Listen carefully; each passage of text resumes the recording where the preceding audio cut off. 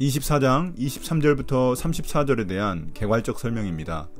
23절부터 34절은 앞서 다룬 30가지 잠언에 덧붙여진 추가적인 훈계입니다.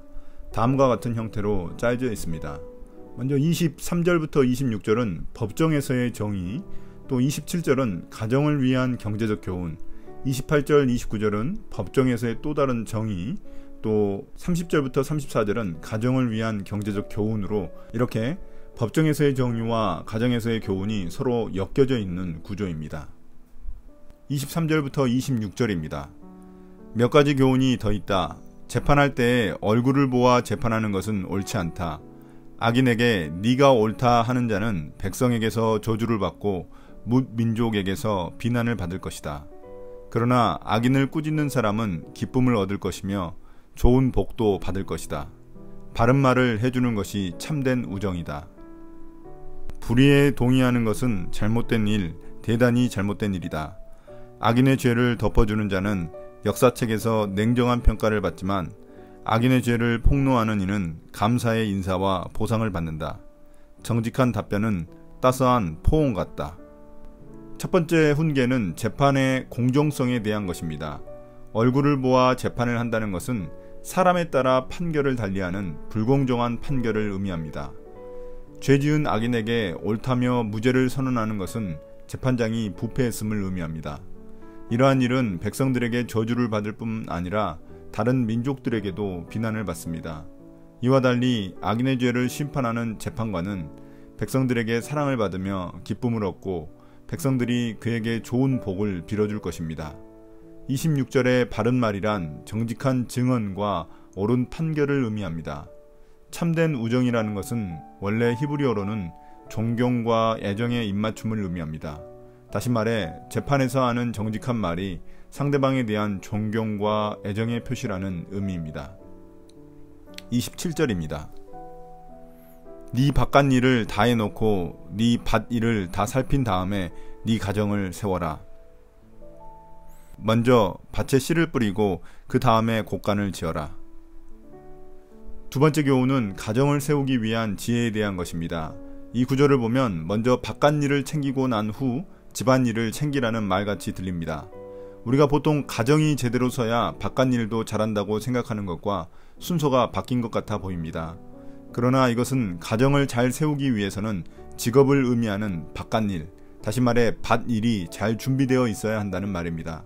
결국 이 말은 먹고 살 길이 잘 준비되어 있어야 가정 또한 잘 세울 수 있다는 의미로서 일의 우선순위를 가르쳐줍니다.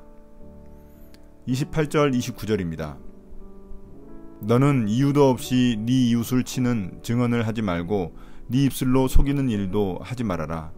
너는 그가 나에게 한 그대로 나도 그에게 하여 그가 나에게 한 만큼 갚아주겠다 하고 말하지 말아라.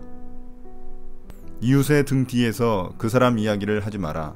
부디 비방과 험담을 그쳐라. 네가 내게 한 그대로 갚아주마.